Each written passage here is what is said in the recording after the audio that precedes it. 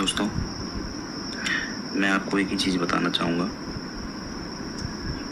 कि भानीवाला क्षेत्र के जितने लड़के हैं और मेरी तरह कोई भी लड़का है कि कोई इस हिमांशु चमोली के विश्वास में मत मर जाना। इस बंदे ने मेरी ज़िंदगी आज इस मोड़ पे ला गया कि मुझे इसकी वजह से आत्महत्या करनी पड़ रही। और मैं आप लोगों को बता दूं कि मेरी मौत का जिम्मेदार सिर्फ और सिर्फ हिमांशु चमोली है। साथियों, मैं तो इस दुनिया को छोड़ के आज जा रहा हूँ, लेकिन इसका पूरी जिम्मेदारी सिर्फ और सिर्फ हिमांशु चमोली की रहेगी। और इसने मेरे को मुख्यमंत्री के ओएसडी के नाम से भी पैसे खाए, मेरे घर से पैसे लाया, मेरी मम्मी से पैसे लाए, लड़कों से पैसे लाए, केदारनाथ यात्रा में इसने मेरे 5 से 7 लाख रुपए खर्च करवाए। और मेरे को ये बोला गया था कि जीतू बेटा तेरा वो काम मैं करूँगा। अब साथियों मैं क्या करूँ? हैरेसमेंट इतना कर दिया इन लोगों ने मेरे को, जिन लोगों ने मेरे पे अटैक भी करा है उनसे भी ये मिला।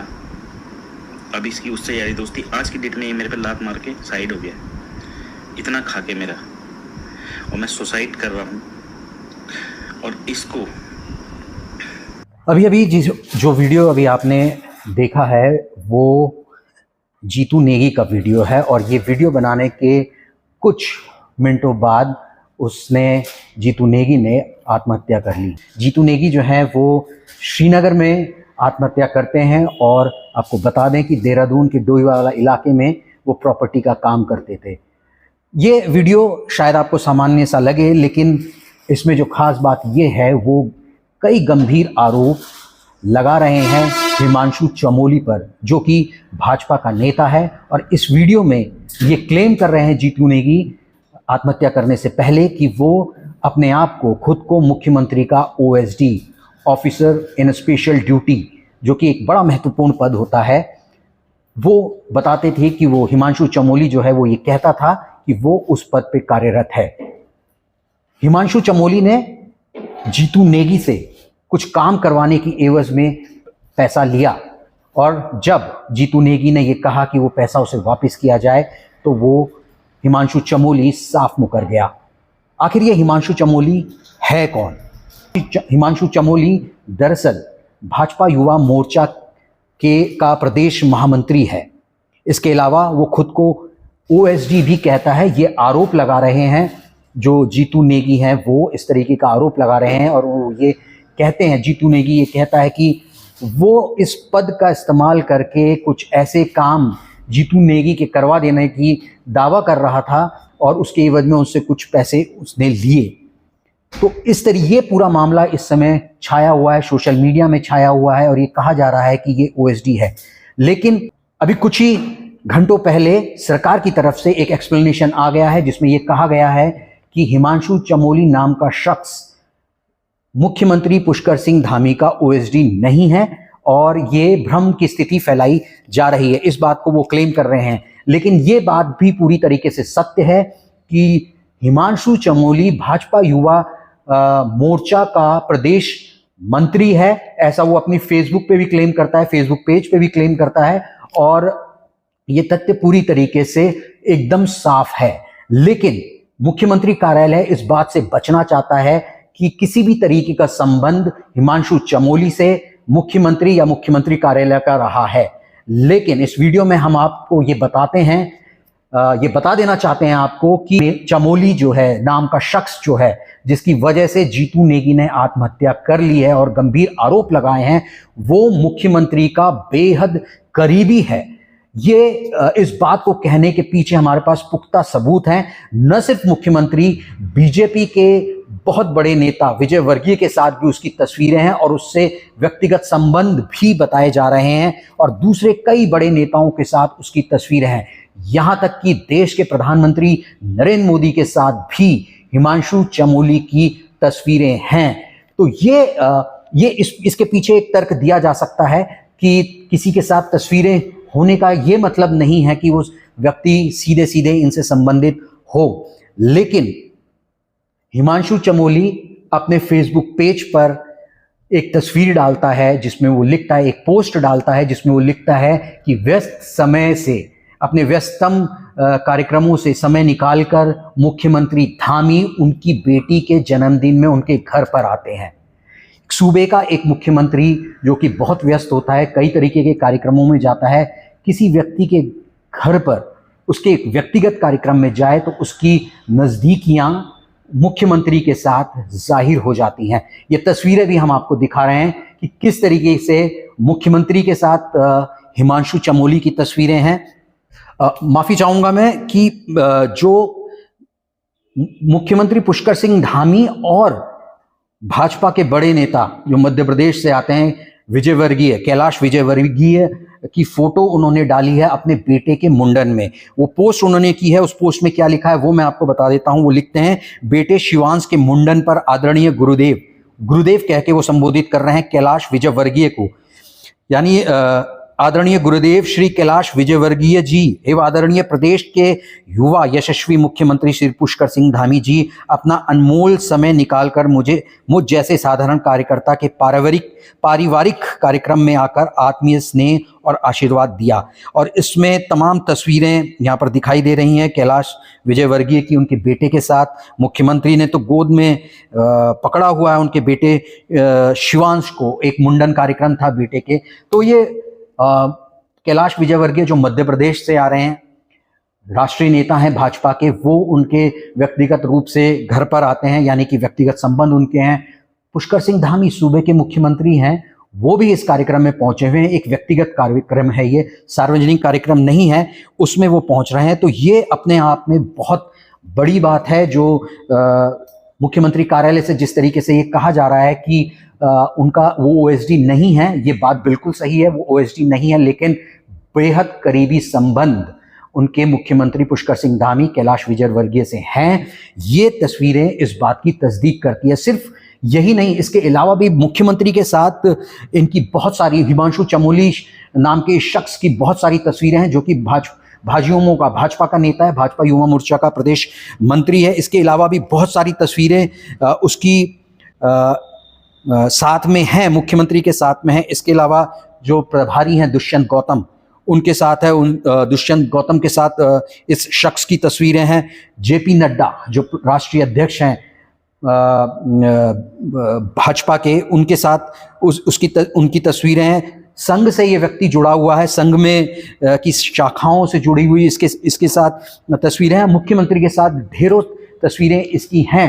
हालांकि ये बात सही है कि इन तमाम जो दूसरे बड़े नेता हैं उनके साथ, चूंकि ये भाजपा का नेता है, युवा मोर्चा का नेता है, वो तस्वीरें हो सकती हैं, वो साझा की गई हैं, लेकिन इसकी तस्वीरें प्रधानमंत्री नरेंद्र मोदी के साथ भी है। जो प्रधानमंत्री नरेंद्र मोदी से मिलते हुए इसकी तस्वीरें, हाथ जोड़ते हुए तस्वीरें हैं, जहां प्रदेश के बड़े बड़े नेताओं को ये एक्सेस नहीं मिल पाता कि प्रधानमंत्री का वो स्वागत कर सके, उस कतार में खड़े हो सके। ऐसा सौभाग्य विधायकों, मंत्रियों को नहीं मिल पाता। भाजपा के इस नेता के पास ये सौभाग्य था, जो प्रधानमंत्री के स्वागत के लिए कतार में खड़ा हुआ है। और ये वहाँ तक कैसे पहुँचा, ये भी बड़ा सवाल है। तो अपने आप में कई बड़े सवाल हैं। हालांकि जो वीडियो है उसमें वो ये कह रहा है कि न्यूज़ चैनल का दफ्तर खोलने के नाम पर उससे पैसे, जीतू नेगी से इसने पैसे मांगे और कई लाख रुपए मांगे। केदारनाथ यात्रा पे जाने के लिए पैसे मांगे, केदारनाथ यात्रा पर उसके 6-7 लाख रुपए खर्च हुए काम करवाने की एवज में। और ये काम करवाने की एवज में ये कहता था कि मैं मुख्यमंत्री का ओएसडी हूं और मैं ये आपका काम करा दूंगा, इसलिए मुझे पैसे दीजिए। जीतू नेगी ने इसको पैसे दिए, हिमांशु चमोली नाम के इस शख्स को, और इसने जो है बाद में ये मुकर गया। और जिसके बाद जब ये सारा बोझ, उधार का बोझ जब जीतू नेगी पर आ गया, तो उसने ये वीडियो बनाने के बाद अपने आप को गोली मार ली, आत्महत्या कर ली। एक बड़ा सवाल ये है कि आखिर हिमांशु चमोली को ये कहने की हिम्मत कहाँ से आ रही थी कि वो मुख्यमंत्री का ओएसडी है। ये एक बहुत बड़ा और गंभीर सवाल है। सरकार अब आगे क्या करेगी, पुलिस प्रशासन अब आगे क्या करेगा। बीजेपी का नेता तो वो है ही, और तस्वीरों से साफ लग रहा है कि मुख्यमंत्री के बेहद करीबी ये शख्स है, हिमांशु चमोली नाम का ये शख्स है। तो क्या कार्रवाई की जाएगी हिमांशु चमोली पर, ये अपने आप में एक बड़ा सवाल है।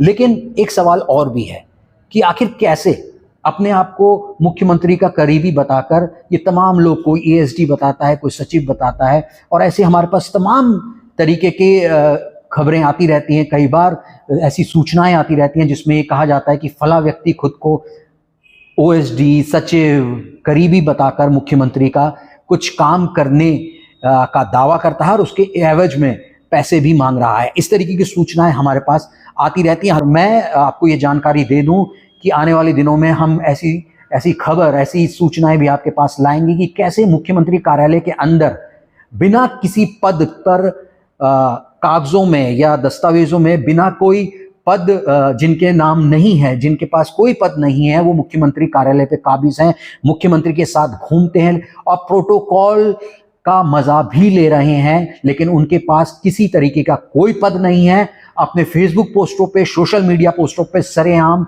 वो इस तरीके के दावे करते हैं कि उनके पास, लेकिन कागजों में या विधिवत रूप से उनके पास इस तरीके का कोई पद नहीं है। और यही वजह है कि हिमांशु चमोली जैसे शख्स को ये मुख्यमंत्री करीबी होने के बाद इतनी आज़ादी मिल जाती है कि वो ये कहे कि वो ओएसडी है और काम करवाने के नाम पर पैसों की उगाही कर ले, पैसे ले ले किसी से। और ऐसा नहीं है कि ये हिमांशु चमोली नाम का जो शख्स है वो पहली बार इस तरीके के विवादों में आया। इससे पहले भी ज़मीनों को लेकर कई मामलों में वो विवादों में रहा है। हालांकि वो चीज़ें मैनेज हो गई, लेकिन ऐसे आरोप उस पर पहले भी लगे हैं। और डोईवाला में अगर कोई व्यक्ति है, डोईवाला की किसी व्यक्ति से अगर आप जाकर पूछेंगे तो इस तरीके की कई आरोप वो हिमांशु चमोली पर लगा रहे हैं। सरकार क्या करने वाली है, पुलिस प्रशासन क्या करने वाला है, इस पर कार्रवाई होगी, हिमांशु चमोली पे कार्रवाई होगी, ये देखना होगा। फिलहाल इस वीडियो में इतना ही।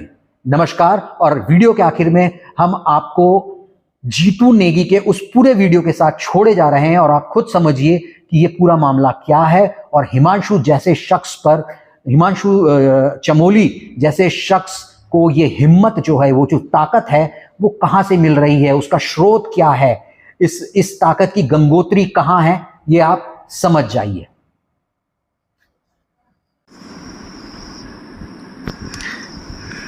दोस्तों, मैं आपको एक ही चीज बताना चाहूंगा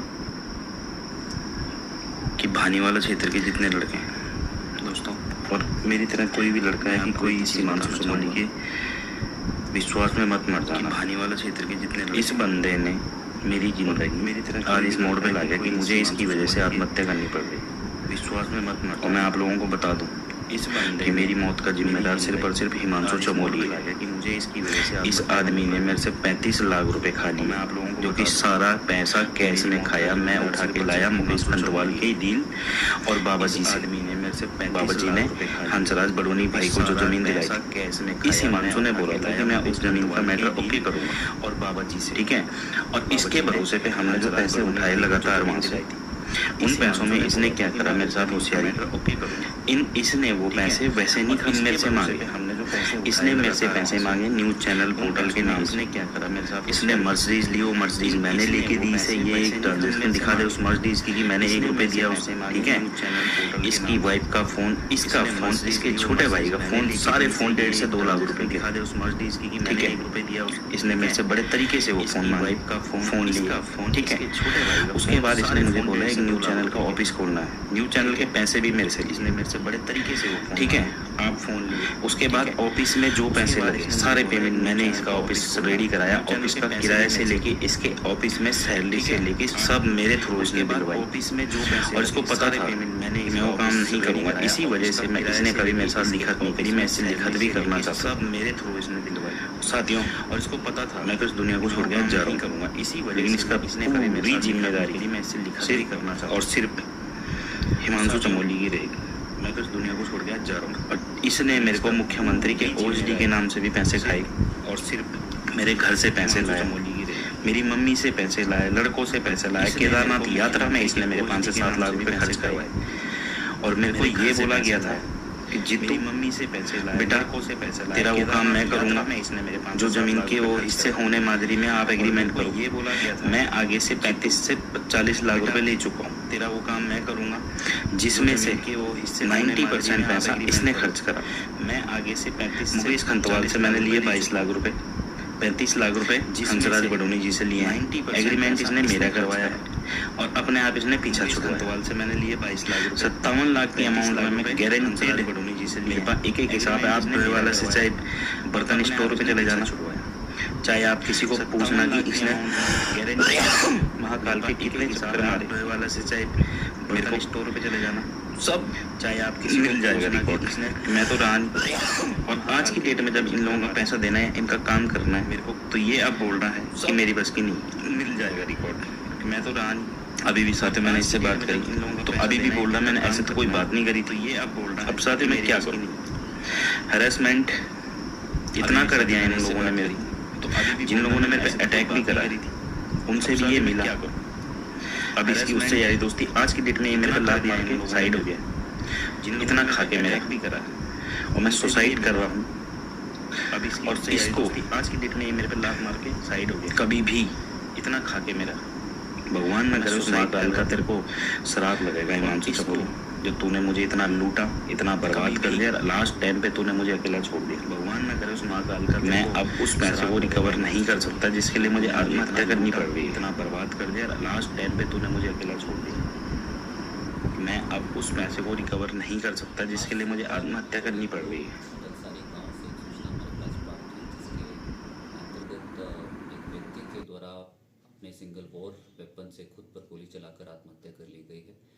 जिस पर कार्रवाई करते हुए मौके पर पुलिस टीम्स को रवाना किया गया। मौके पर ये पाया गया कि इस व्यक्ति के द्वारा गाड़ी में बैठकर स्वयं पर गोली चलाई गई है और आत्महत्या कर ली गई है। मौके पर हमारी टीम्स, एफएसएल की यूनिट्स और मोबाइल फोरेंसिक की यूनिट्स को रवाना किया गया और मौके से सभी साक्ष्य को एकत्रित किया जा रहा है। पंचायतनामा की कार्रवाई करने के उपरांत इसमें पोस्टमार्टम की कार्रवाई की जाएगी। साथ ही साथ परिजनों से बात करते हुए शिकायत लेकर इसमें मुकदमा पंजीकृत करने की कार्रवाई की जा रही है। इसी के साथ ये भी तथ्य प्रकाश में आए हैं कि इस व्यक्ति के द्वारा सुसाइड करने से पहले सोशल मीडिया पर एक वीडियो अपलोड किया गया है और इस वीडियो में उनके द्वारा किसी एक व्यक्ति के विरुद्ध आरोप लगाए गए हैं। इस पर कार्रवाई करते हुए हमारी टीम्स के द्वारा जिस व्यक्ति के विरुद्ध आरोप लगाए गए हैं उसे गिरफ्तार किया गया है और अभी हमारी टीम्स के द्वारा डिटेन करने के उपरांत पूछताछ की जा रही है। पूछताछ करने के उपरांत जो भी इस मुकदमे में साक्ष्य आएंगे, जो भी तथ्य प्रकाश में आएंगे, उसके आधार पर अग्रिम कार्रवाई हमारी टीम्स के द्वारा की जाएगी।